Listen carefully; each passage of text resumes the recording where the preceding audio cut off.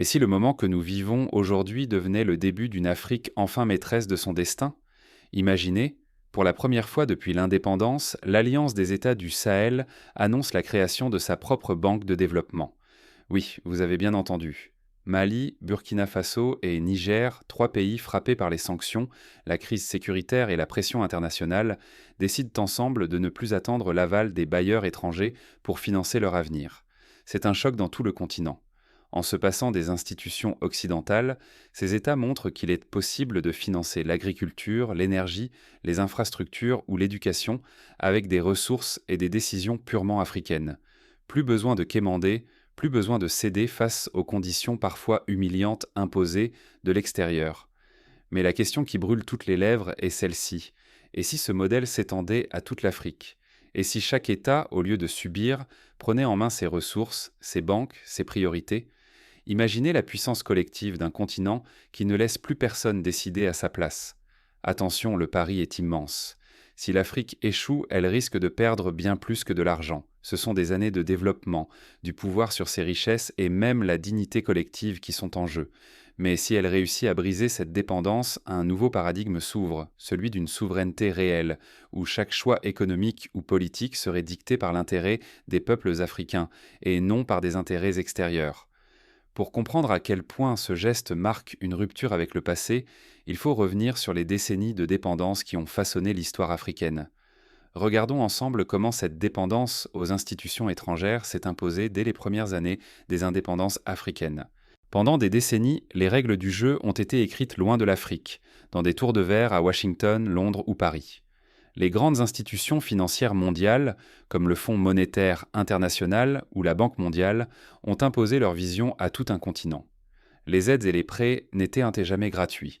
Ils venaient avec des conditions strictes, parfois intrusives, qui dictaient les priorités nationales, jusque dans les détails du budget des États africains. En échange d'un financement, il fallait accepter des réformes imposées depuis l'étranger, souvent pensées pour rassurer les marchés occidentaux plutôt que pour répondre aux besoins réels des populations locales. Cette dépendance s'est traduite par une perte de souveraineté. Des pans entiers des politiques économiques ou sociales échappaient au contrôle des gouvernements africains. Il devenait presque impossible de décider librement comment exploiter les richesses du pays ou orienter son développement. L'exemple du Botswana est édifiant. Récemment, le Fonds monétaire international n'a pas hésité à mettre la pression sur ce pays quand son gouvernement a voulu récupérer la majorité du contrôle de ses mines de diamants. On lui a fait comprendre, plus ou moins ouvertement, que le financement international pourrait se faire plus rare, voire disparaître, si le Botswana reprenait la main sur cette ressource stratégique. Comment expliquer que posséder ses propres diamants soit acceptable en Europe mais risqué en Afrique? À force, cette tutelle a freiné le développement, ruiné la confiance et parfois même malmené l'identité nationale. Les profits des ressources naturelles partaient trop souvent à l'étranger, et les choix stratégiques se faisaient à l'extérieur plutôt qu'à l'intérieur du continent. L'enjeu ne se limite pas à l'argent. Il s'agit de la capacité, pour l'Afrique, à écrire enfin sa propre histoire en reprenant la maîtrise de ses richesses, de ses décisions et de sa dignité collective. Mais ce scénario n'est plus une fatalité. Depuis quelque temps, certains États africains prennent le risque de briser ces chaînes et d'imaginer des alternatives inédites. La question désormais, c'est comment ces pays s'y prennent concrètement pour construire leur autonomie et quelles stratégies émergent sur le terrain. Face à la pression internationale, certains pays du Sahel refusent de plier. Ils inventent aujourd'hui leurs propres instruments de puissance. Prenez la toute récente Banque de développement du Sahel. C'est une révolution silencieuse.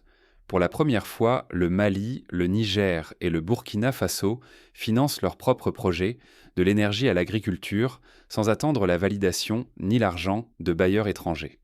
Désormais, les priorités africaines sont décidées en Afrique et les fonds aussi. Mais ce n'est que le début.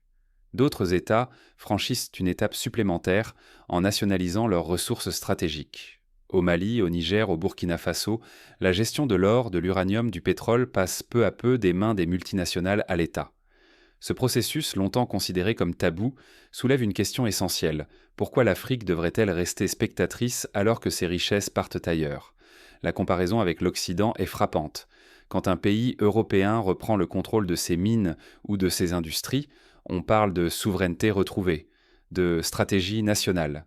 Mais quand un pays africain fait de même, c'est aussitôt suspect, critiqué, menacé d'isolement ou de sanctions économiques. Pourquoi ce double standard? Pourquoi la souveraineté célébrée à Paris ou à Berlin deviendrait-elle inquiétante à Bamako ou à Niamey? À l'échelle internationale, ces choix exposent les pays du Sahel à des risques considérables. Représailles financières, coupures d'aide, campagnes de dénigrement. Mais pour beaucoup, c'est le prix, parfois lourd, à payer pour construire une véritable indépendance. Car à chaque décision prise, c'est la dignité, la maîtrise du temps et des richesses, l'affirmation d'un avenir choisi qui sont en jeu.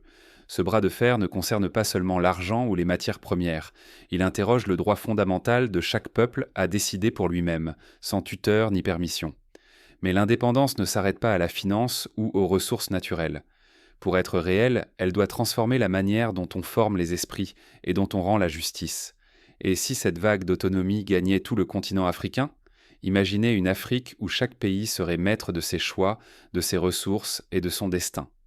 L'initiative récente du Burkina Faso en est une preuve éclatante, la création d'une académie technologique pour former une nouvelle élite locale et stopper l'exode des cerveaux. Fini l'époque où les talents africains fuyaient pour réussir ailleurs, désormais ils participent à la construction du futur, chez eux. Dans le domaine judiciaire aussi, les ruptures te sont franches.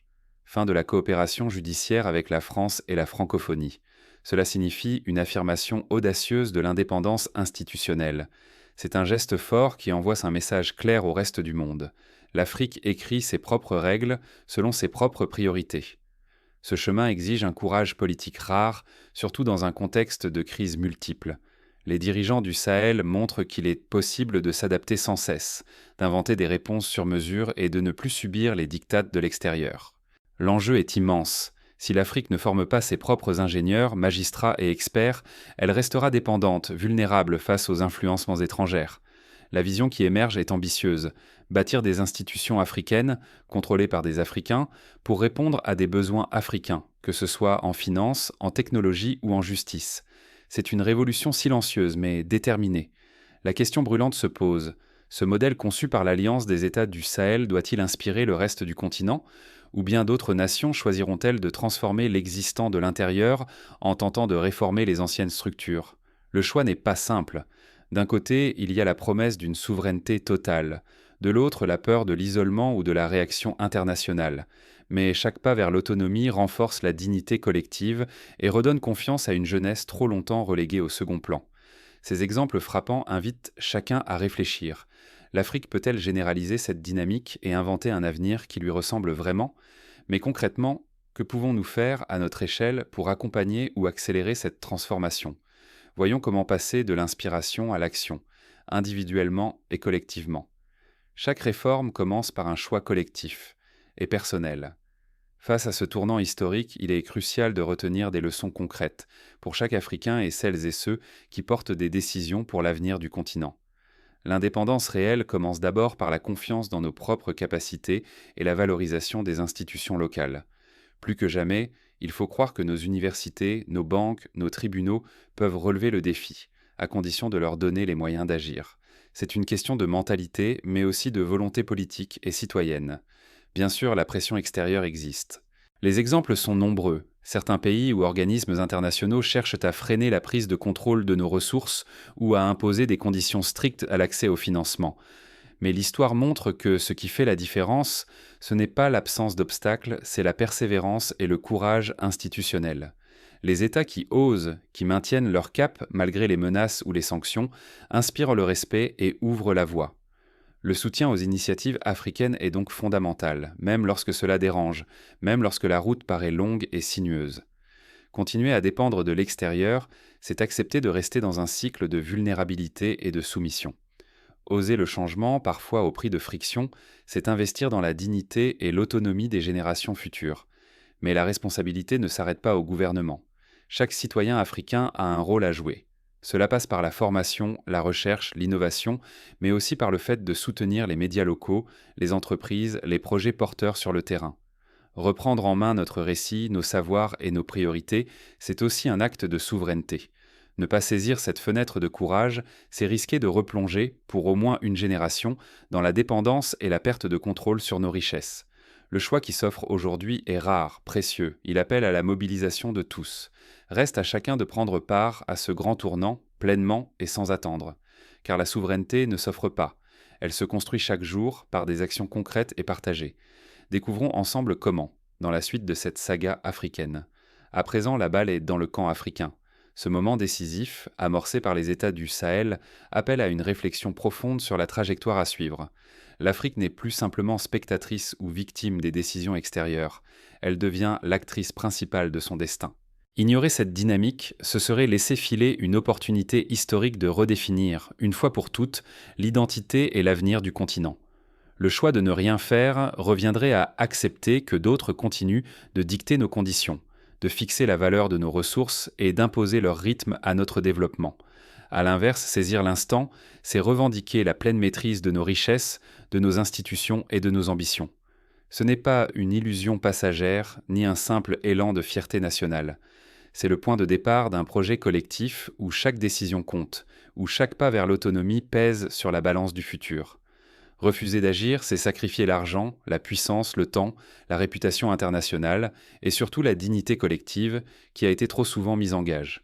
Aujourd'hui, plus que jamais, la souveraineté s'écrit non seulement sur le papier, mais dans les actes. Elle se construit dans la technologie maîtrisée, la justice indépendante, le financement local et l'affirmation intellectuelle. Le monde observe, parfois avec scepticisme, parfois avec admiration. Mais la transformation ne dépend que de la volonté africaine. La route est semée d'obstacles. Les pressions extérieures, les critiques internes et les doutes sont réels. Pourtant, chaque pas posé sur cette voie ouvre un nouvel horizon, une nouvelle chance pour ceux qui oseront croire en un modèle africain inédit, bâti par et pour les Africains.